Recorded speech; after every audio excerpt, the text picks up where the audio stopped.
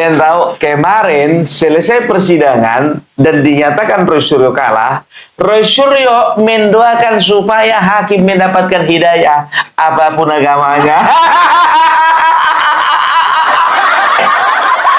Didoakannya orang lain supaya mendapatkan hidayah. Dia selama ini udah bikin salah, nggak mendoakan diri sendiri mendapatkan hidayah. Hakim didoakannya mendapatkan hidayah. Kau yang doakan dirimu sendiri, Roy, biar dapat kau hidayah. Lihat itu si Rismon, nggak ada yang mendoakan dia, tapi dapat juga dia hidayah. Rismon nggak ada yang mendoakan itu, tapi dapat hidayah dia. Banyak kali kayak. Kalau kalah kau doakan hakim mendapatkan hidayah. Waktu menang kau lupa kau mendoakan hakim. Tujuannya apa? Kau mendoakan supaya hakim mendapatkan hidayah.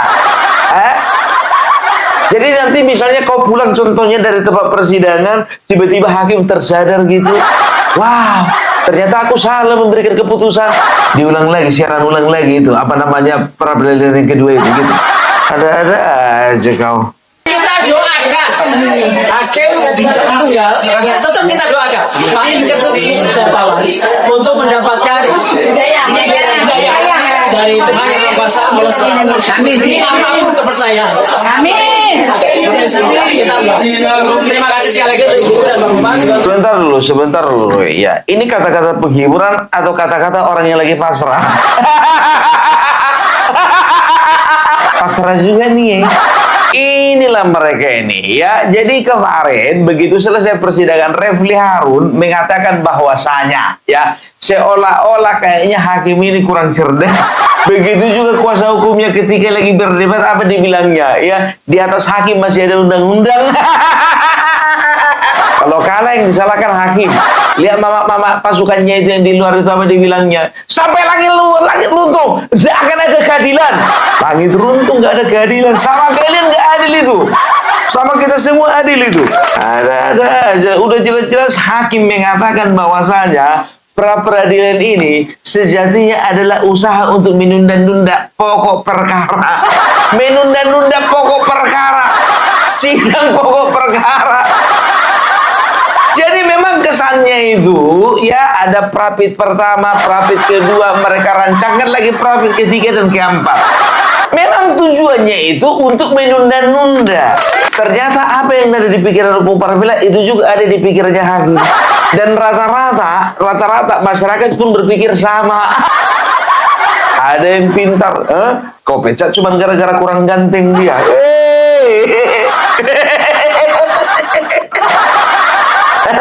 Yang senior pula yang kau pecat. Ini pernyataan dari hakim. Salah satu bentuk penyalahgunaan pra-peradilan. Menimbang bahwa berdasarkan seluruh uraian pertimbangan di atas, maka permohonan pra-peradilan pemohon sudah tidak relevan lagi. Menimbang bahwa tindakan pemohon mengajukan permohonan pra-peradilan terkait penetapan tersangka setelah pelimpahan perkara dan setelah pra-peradilan pertama mencapai tahap kesimpulan adalah bentuk nyata upaya untuk menunda-nunda dan mengganggu proses pemeriksaan pokok perkara.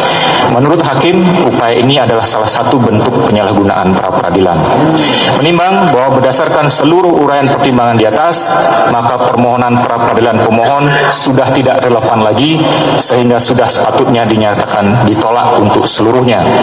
Menimbang bahwa oleh karena permohonan pra-peradilan ditolak untuk seluruhnya, maka biaya yang timbul dalam perkara ini haruslah dibebankan kepada pemohon sejumlah nihil. Nah, udah Roy, udah gak terbeban lagi ke Roy ya. Soalnya dendanya itu biar tahu biaya perkaranya itu nihil.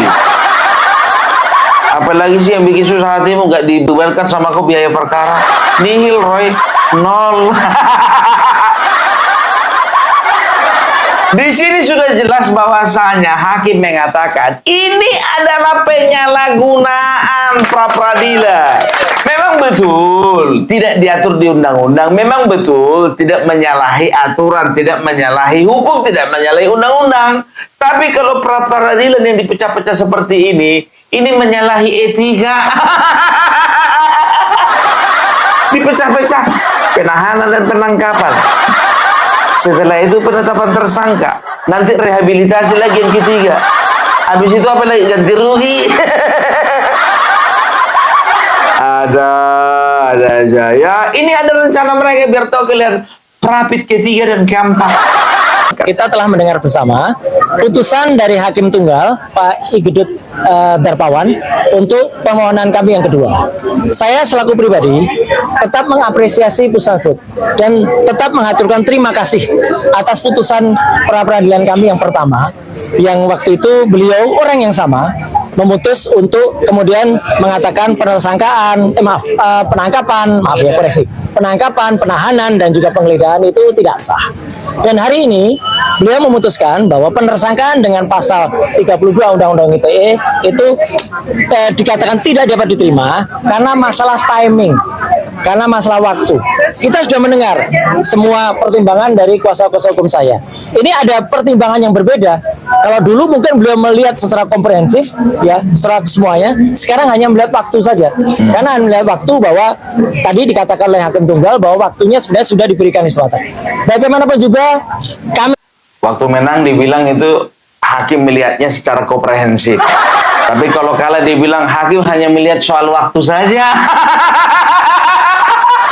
Enak banget sih lo. Kalau kalah kayak gitu alasanmu. ya, putusan saya tetap mengaturkan terima kasih dan apresiasi. Tapi bagi saya lumrah, ya, lumrah hal ini.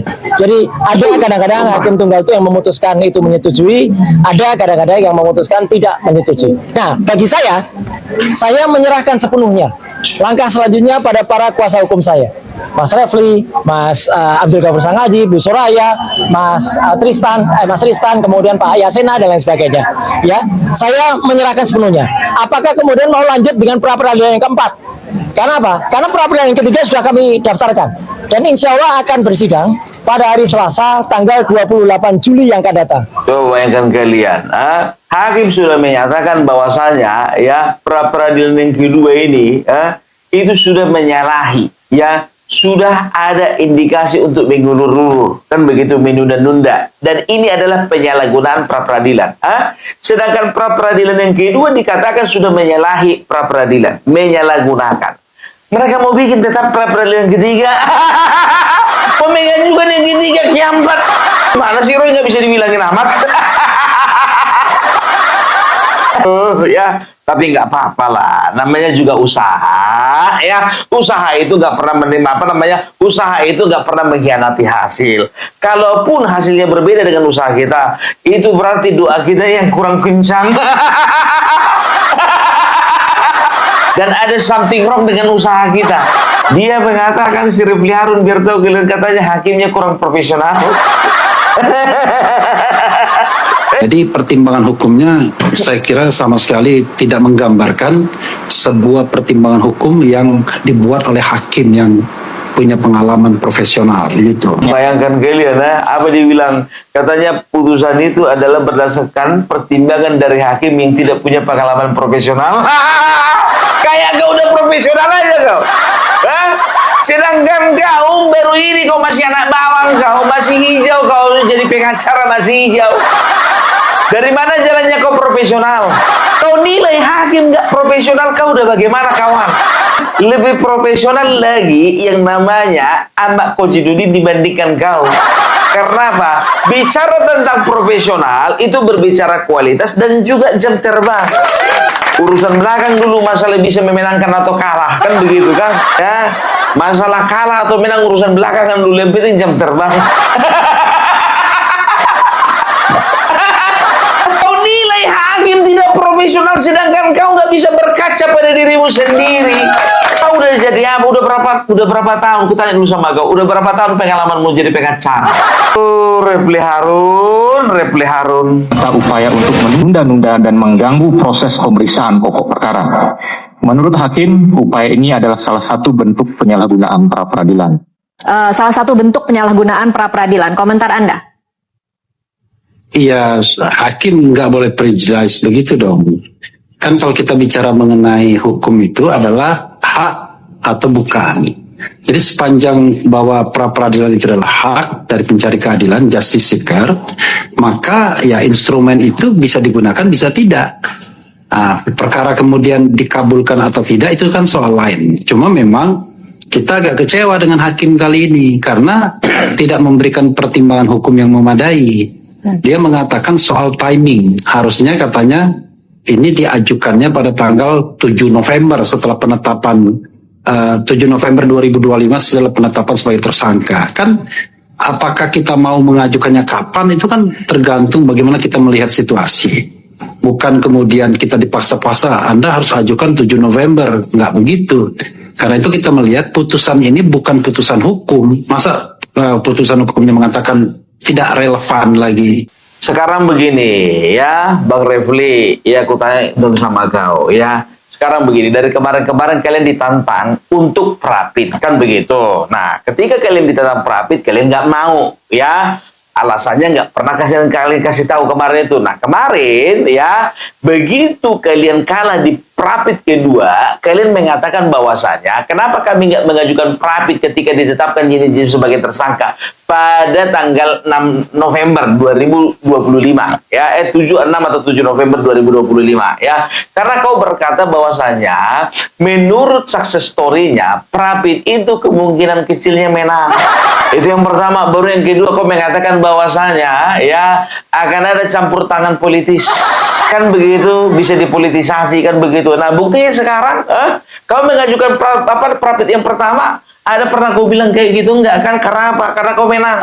Prapit pertama kau menang, ya Prapit kedua yang kalah. Ya waktu Prapit pertama menang kau enggak kau bilang itu bahwasanya hakim itu enggak profesional. Begitu kalian dinyatakan kalah, ditolak, ya Prapit kedua kau bilanglah sekarang ya keputusan dihasilkan daripada pertimbangan seorang hakim yang tidak punya pengalaman profesional. Parah kau. Aduh, tapi ya kita doakanlah ya supaya nanti Prapit ketiga jangan bapak itu lagi nanti hakimnya. Mana tahu bapak itu lagi sakit kan begitu, digantikan sama hakim yang lain. Aku nggak tahu ya. Prapit yang ketiga mereka itu akan adakan di mana, di PN mana? Aku nggak tahu juga ya. Kalau di PN yang lain ya mungkin ada harapan kan begitu. Tapi kalau misalnya PN-nya itu lagi, ya kan, bapak itu lagi. Mudah-mudahan doanya si Roy terjawab, dia dapat hidayah. Begitu juga tahu kalian pra-peradilan ketiga katanya pra-peradilan ketiga itu yang akan dimohonkan adalah rehabilitasi dan juga ganti rugi. Sekarang begini, kalau sudah penetapan tersangkanya sah, apalagi yang perlu direhabilitasi? Dan inilah yang disampaikan Bang Ade Darmawan ketika berdebat di televisi melawan kuasa hukumnya Roy Suryo. Ya, makanya biar tahu kalian, ya pengacaranya Roy Suryo itu malu sekali kita lihat langsung. Ini kan juga sudah disampaikan bahwa sudah masuk ya yang pra-peradilan ketiga. Perkaranya ganti kerugian. Dan bahkan tadi Mas Roy juga menyebutkan ada kemungkinan untuk pra-peradilan keempat. Berarti membuktikan dong bahwa misalkan ada upaya mencicil pasal yang ada.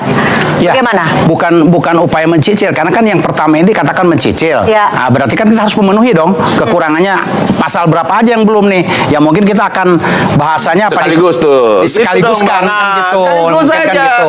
Karena kan jadi tantangan tuh dari hakim seolah-olah mencicil. Nanti mungkin kita akan masukkan pasalnya itu sekalian kan gitu. Nanti putusannya kalau ditolak barulah kita masuk kepada pokok perkara. Artinya gini, Bang. Kita tidak bisa menguji satu barang bukti yang sifatnya diprapit. Lebih baik idealnya kemudian sesuai dengan KUHAP yang baru semangatnya yaitu kepastian hukum, maka kita harus menguji di pengadilan yang sesungguhnya. Kenapa? Range waktunya panjang. Itu dia. Kalau bicara tentang komprehensif dan juga berbicara tentang membuktikan sesuatu ya, itu lebih ideal ya, itu lebih ideal di pokok perkara sidang pokok perkara, bukan di sidang pra peradilan gitu loh ya. Jadi kalau misalnya kayak si Roy Suryo katanya minta panjang, harusnya dia jangan Prapit. Kita mau bikin pendek, kita mau bikin panjang. Harusnya di sidang pokok perkara. Yang kedua, lebih komprehensif di situ, Mbak Cynthia. Jadi kita tidak bermain-main, tidak mempermainkan. Karena gini, mempermainkan hukum KUHAP yang baru dengan ada celah, itu adalah pelanggaran. Jadi maksud Anda Mas Roy bermain-main. Kalau menurut salah. Ini menurut saya. Anda bisa bilang salah, itu menurut saya. Bukan pendapat Anda. Anda berpendapat bisa aja. dikatakan bermain-main. Ini serius kita permasalahan. Cuma masalahnya kita masukkan dulu pasal 32 ayat 1 Sampai diputusin pasal kok. 35 Ya, bener Undang-Undang aja ITE lah. tidak Kenapa, masuk Bang? karena Abang- ijazahnya Pak Jokowi abang itu nggak usah- analog. nggak usah salah-salah, Nggak nggak bisa. segala Makanya macam. kita Nggak ngerti kita Anda. tanyakan terkait dengan Anda Undang-Undang nggak ITE ngerti. ini. Oke. Kita masuk Gitu di loh. sini gitu. Oke, Iya, tapi kan sudah masuk nih pra peradilan ketiga dan mau Peradilan keempat. ketiga itu atas pernyataan dari hakim pada saat Bukan memutuskan. pernyataan, putusan. Ya, putusan. Bagus, terima kasih. Ini saudara Bagus. ngerti nggak sih Bagus. putusan? Ngerti Bang. Tunggu Iya, dulu. makanya. Itu bagus diluruskan ya. Tapi nggak apa-apa lah, yang penting tampil ya. Tapi yakin aku, nggak akan pernah ini kawan ini dikasih kesempatan lebih banyak tampil daripada Refli Harun sama Abdul Gofur Sangaji. Satu, karena mereka nggak mau kehilangan panggung. Kedua, ya karena dia ini kayaknya nggak lebih cerdas daripada Refli Harun.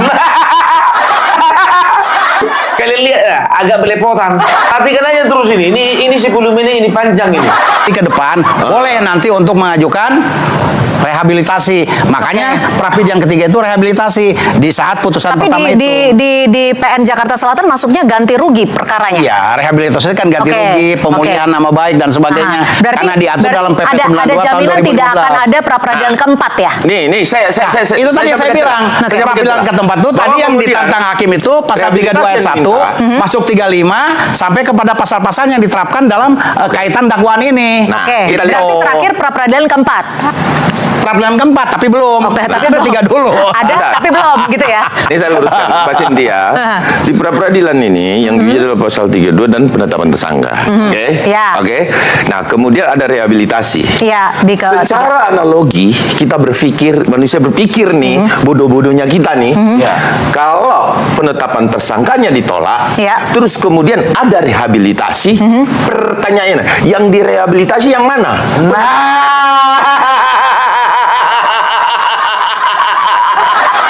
Itu dia. Penetapan tersangkanya sudah sah. Permohonan dia untuk Prapid penetapan tersangka ditolak ya. Yang mau direhabilitasi yang mana? Yang mau direhab. Bukan, yang lain ini salah, keliru. Langsung Ini yang terkait dengan masalah rehabilitasi, bukan masalah penetapan tersangka. Yang mana? Ini terkait dengan masalah penangkapan, penahanan, penggeledahan. Itu kaitannya ke situ. Yang Prapid nama pertama baiknya di itu situ. sudah. Prapid yang pertama. Oke. Itu. Penangkapan kan sudah Ya dinyatakan. itu, dinyatakan itu di- sudah inkrah. Oke, kata hakim Terus apa? rehabilitasinya Nanti apa? menyusul Penetapan- rehabilitasinya nanti dipisahkan di belakang. Makanya kita masuk Prapid Jadi yang ketiga. penetapan tersangka. Oke, secara analoginya gini, ketika itu berkaitan dengan pra peradilan pertama, kenapa sebagai tim kuasa hukum tidak mengusulkan pra peradilan ketiga waktu itu dimasukkan di yang pertama saja supaya menghemat waktu? gitu. Oh, Iya. karena begini, Sesuai pada dengan saat prinsip peradilan. pada saat berjalan pra peradilan pertama, pra peradilan kedua terkait dengan pasal 32 ayat 1 udah masuk. Oke. Gitu loh, udah masuk. Jadi Nah, sebelum ini ada peraturan udah strateginya ya, masuk, ketika gitu. sama seperti strateginya ya, karena sekarang pra peradilan kedua masuk sidang, pra peradilan ketiga sudah masuk. Sudah masuk. Nanti ketika pra peradilan ketiga masuk sidang, pra peradilan keempat masuk. Oke, gitu. bagaimana Anda melihat ini strategi hukum dari tim kuasa hukum Profesor? Udah kelihatan kan yang ulur-ulur waktunya.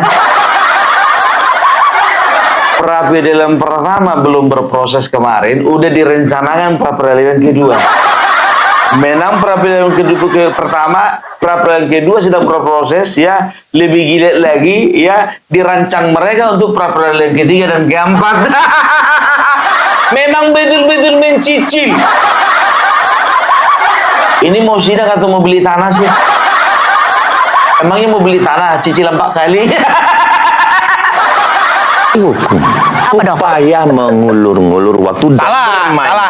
Itu diatur dalam pasal 1 Kan udah disampaikan kepada yang mulia. Ya, itu disampaikan yang mulia, Kalau tapi Anda terkait bilang dengan itu pasal salah, 32 ayat salah. 1. Sebentar dulu, Bang. Iya. Abang bilang selalu salah. Nah, ini yang kadang-kadang saya bingung sama Anda. Jadi gini, kalau dikatakan Tunggu bang. Bukan cuma abang aja yang bingung, ya kan? Roy Suryo pun bingung. Kok bisa lah dapat pengacara kayak gini? Sepertinya. Aku aja jujur aja ngeliat logika kawan ini pun juga cemananya ini kan begitu. Aduh, awak yang nggak ngerti hukum, ya menilai kawan. ya, tadi Prapid itu adalah menggunakan rapid dengan cara yang tidak benar. Kenapa hakim berprinsip? Tidak benar, itu kan hak hukum kalau Ya, pra-peradilan. Kenapa? Benar. Menyampaikan Tiap seperti itu. tersangka Kenapa bisa menyampaikan dilakukan seperti itu? langsung Karena sudah atau melalui jelas keluarganya. bahwa tidak Gitu. boleh Boleh. hal-hal seperti itu kita lakukan pencicilan. Memang tidak diatur, tidak melanggar hukum, tetapi secara etika berperkara, KUHAP itu jelas asas kepastian hukumnya terlupakan. Itu secara Ada. etika. Berarti Oh, Anda secara menilai salah. tidak sesuai etika gitu. Kita, Ya jelas kita dong. Masa dibagi-bagi antara lex spesialis satu Enggak, pasal, ada satu nggak pasal. pembatasannya bahwa Itu. kita harus ini mengajukan satu kembali kali lagi ke pra-peradilan? situ. Ada nggak? Makanya lah keputusan Tunggu dulu. itu Ada nggak dilakukan oleh dibatasi hakim bahwa bahwa kita ada mengajukan upaya pra-peradilan sekali? menyalahgunakan Itu, jawab dulu. Tapi jelas. ya, Ada ini nggak pertanyaannya. pembatasannya? Coba saya mau nanya. Pra-peradilan boleh nggak dibatasi? Begini. Enggak, tunggu. Pertanyaan saya. Oke, bisa Sudah pra-peradilan boleh nggak dibatasi? Oke. Sudah jelas tidak diatur, sehingga hakim Salah. memiliki kewenangan. Itu apa? Oke. Finding law, ya. Oke. Terus kemudian made in law, membuat hukum dan apa? Penemuan hukum. Oke. Itu sudah jelas. Nah, itu terlalu kalau hakim jauh. berpendapat begitu, Terlalu jauh itu itulah jaraknya. aturan. Sekarang pertanyaan Mbak, saya, ya. pra-peradilan Ini yang dibatasi nggak nggak? ngerti nih, nyalain hakim mulu nih. Mbak, Saya nggak nyalain hakim. Nggak ngerti nih. Saya nggak nyalain hakim. Iya. Oke. Hakim itu putusannya ya kan, Aduh. wajib untuk dipatuhi. Oke. Putusan itu benar. Nah, itu. Suka kali terjebak sama perkataannya sendiri. Kayak mana ini berdebat? Mbak, tolonglah dulu kalau yang mau dimasukkan TV itu kualitasnya agak naik sedikit lah. Sedikit aja naik gitu loh. Yang gini-gini amat gitu loh. Aduh, biar tahu kalian. Langsung ke WA sama Bang Ade. Bang Ade, nggak salah pilih lawan debat kau aku bilang begitu. Ke WA dia biar tahu kalian. Kayak mana ya lawan debatmu itu Bang? Aku bilang. Belum dibalas sama dia, belum dibalas. Mungkin lagi tidur dia ya kan, berpikir dia sepanjang malam ini, kok bisa lah Kebaran itu lawan debatku. Tahu kayak gitu aku nggak datang ke studio. Udah geleng-geleng Bang Hadi. Itu yang nyalahin hakim siapa? Saya mau bertanya. Saya mau bertanya. Salah. Saya mau bertanya. Lucu Anda ini. Tapi kalau Anda disebut apa yang pra-peradilan yang yang tidak hanya satu atau dua tapi bisa jadi 3 atau 4 dan seterusnya, ini disebut tidak beretika. Ya Seperti Anda jelas, sebutkan. penyalahgunaan tidak beretikanya praktik. di mana? Kan hakim sudah ngomong, Iya. penyalahgunaan praktik jelas itu kok. Iya. Kok kita bertanya bola-balik? Iya, gitu nggak loh. begini. Nggak usah Silakan, bertanya Saya bola-balik. bertanya ulang. Iya. Nggak usah Ada bertanya nggak bola-balik, pembatasan pra-peradilan? Abang nggak usah nanya ke saya karena kita ini di sudah dalam sama-sama pasal tahu. 158, 164 itu Kita pra-peradilan. udah ngerti. Iya, ngerti, enggak Bang. sekarang jawab dulu. Ketika- Udah Gitu ngerti loh. banget. Udah ngerti banget. Ya. Oke. Ngerti banget Bahwa sampai- tidak diatur. Iya. Ya. Ketika Bahwa tidak. Sudah, jawabannya nggak diatur kan? Iya. Berarti Oke. kan boleh. Biar aku yang menengahi ya. Pengacara Kubur Suryo. Ku bilang sama kau, tidak dibatasi dan tidak diatur dalam undang-undang.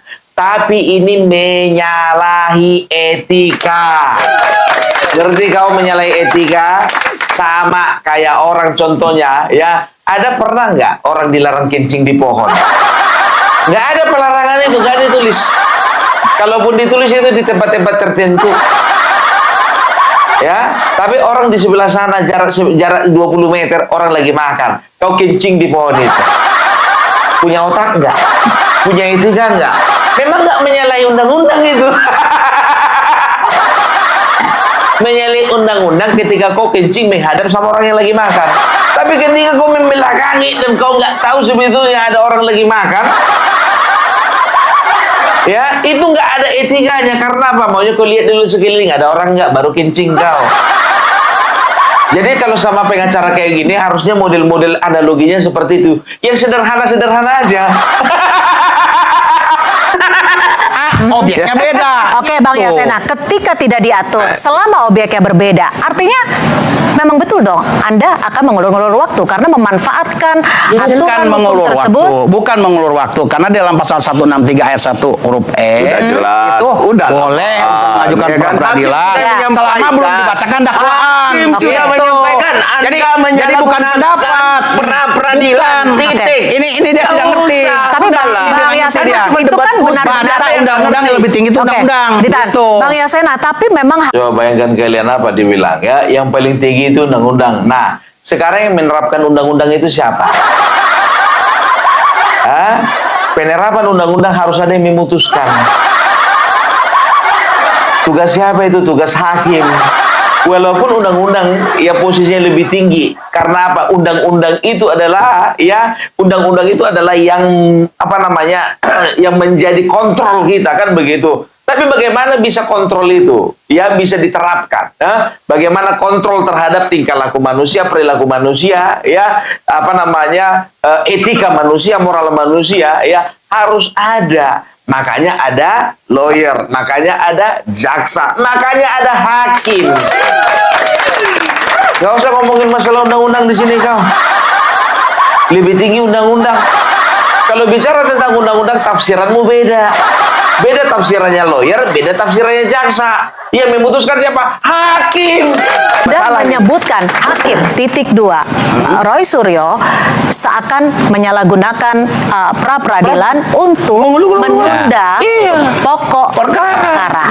Itu jelas disebutkan hakim di muka sidang. Artinya ya. Nah, ini untuk Prapid yang kedua kan? Betul. Prapid yang kedua sudah Betul. putus kan? Iya. Nah, katakanlah tadi tidak diterima atau mungkin bahasanya ditolak dan sebagainya. Iya. Tapi kan Ditolak Prapid yang ketiga seluruhnya. udah masuk dengan objek yang berbeda. Oke. Iya kan? Nah, ini sudah diterima sama pengadilan. Pasti akan laksanakan Prapid yang ketiga. Begitu. Sampai berapa Prapid sebenarnya? Ya kita nggak tahu ya sampai berapa Prapid. Tergantung nanti pelaksanaannya bagaimana. Oke. Jangan. Kalau bisa Prapid itu tiap minggu. Kalau perlu tiap hari. Kalau aku jadi tim mereka, aku akan usulkan itu. Kalau bisa kita Prapid tiap minggu. Nuduh, abang ini nuduh nanti bisa. Anda menduganya Nggak bisa. untuk Menduga. tujuan apa sih? Singkat saja. Pertama, tidak ada keberanian untuk menghadapi proses pokok perkara. Oke. Itu yang pertama. Kenapa? Karena mereka Singkat. tidak punya bukti otentik untuk bisa disandingkan yang dikatakan palsu itu tadi. Oke. Itu dia. Kenapa mengulur waktu? Kenapa menunda-nunda? Karena sejatinya mereka ini tidak punya bukti. Gak punya bukti mereka. Makanya kemarin kuasa hukumnya Siti Pak minta bukti dari jaksa penuntut umum. Dari jaksa minta bukti. Lapet. Apa? Tidak ada, nothing. Jadi kalau menurut Anda menundanya sampai kapan? Ya, nol besar, zero. Sampai kapan menundanya? Ya, saya rasa mereka bisa sampai 4-5 kali. Saya rasa. betul. Itu pasti rancangan mereka. 4-5 kok. kali singkat saja waktu sudah Kalau habis. kita menyatakan sampai Udahlah baca, 4 atau 5 kali dan lain udahlah baca, sebagainya. lawan baca coy. Ya kan, udah. Dijaga Pak. bahasa Anda, ngomongnya jangan terlalu kasar, Pak. Nanti abang akan dapat balasannya yang Silakan, kira. singkat. Gak terima dia. Tapi kalau misalnya Roy Suryo bilang, gak ada masalah, itu gak apa-apa tuh. Bang Ade, kau udah diingatkan host itu. Jaga bahasanya, Bang. Ini kan udah kesal kali ini. Memang kayak gitu kalau menghadapi lawyer-lawyer kayak gitu, lawan debat yang seperti itu, ya gak bisa dengan cara-cara intelek. Tuh. Jadi begini ya. Jadi mengenai masalah Prapid mau dilaksanakan berapa kali, yang penting objeknya berbeda, ya kan? Oke. Jangan kita tergiring dengan keinginannya beliau ini. Loh, ya kan Prapid siapa yang ini menggiring-giring? menggiring Dia yang mengikuti menggiring. itu kan putusan Prapid yang kedua. Oke. Nanti kan Prapid yang ketiga sudah masuk. Benar tidak dugaannya bahwa Prapid ini akan terus dilakukan sampai ada putusan di sidang Dr. Tifa supaya bisa meraba jalannya sidang ini? Benar Kita tidak bisa memperkirakan sampai ke sana. Yang jelas dari pihak kubu Roy Suryo juga kita siap untuk bersidang. Tapi kaitan dengan masalah pasal-pasal yang diseludupkan, yang diterapkan antara KUHP umum dengan undang-undang yang bersifat khusus ini, yang lex spesialis ini, makanya kita uji nih di dalam Prapid ini. Itu aja intinya. Oke, artinya masih akan ada Prapid-Prapid berikutnya. tentu. Kita Mereka masih akan pasti akan nantikan. melakukan itu, Mbak Oke, Siti. baik, terima kasih Baik, Bang sama-sama. Yasena, terima kasih Bang Ade sudah berbagi perspektif. Kita nantikan selanjutnya peradilan ketiga. Betul ya, terima. Ini kayak nonton pertandingan Argentina lawan Zimbabwe. Betul. Argentina sisi sebelah kiri, Zimbabwe sebelah kanan. Aduh, gak bisa lah aku bilang apa. Ya, jadi intinya itu dia ya. Apa yang dilakukan Roy Suryo sekarang itu, apapun alasan mereka mengatakan this is the lawyer's way, kan begitu. Ini adalah cara-caranya lawyer. Ya memang cara-caranya lawyer. Ya, makanya lawyer itu sebagai kuasa hukum. Lawyer itu yang menentukan kemana arah permainan ini, kemana arah jalan ini, kan begitu. Nah, sekarang begini, tetap pada intinya hakim sudah bisa membaca bahwa ini adalah usaha untuk mengulur-ulur waktu, usaha untuk menunda-nunda ya jalannya sidang perkara pokok. Karena apa? Karena tahu mereka tuh nggak punya bukti, karena tahu mereka bakalan kalah. Nah, ya, jadi itu dulu dari Opung Parabela. Terima kasih sudah menyaksikan pertandingan antara Argentina melawan Zimbabwe. Terima kasih juga ya, walaupun kami kurang puas ya menonton permainan ini. Buat Bang Ade Darmawan, terima kasih sebagai perwakilan dari Argentina. Argentina kalah Opung sama Spanyol. Betul kalah sama Spanyol, tapi nggak pernah kalah lawan Zimbabwe. Oke, itu dulu dari Opung Parabela. Salam NKRI harga mati.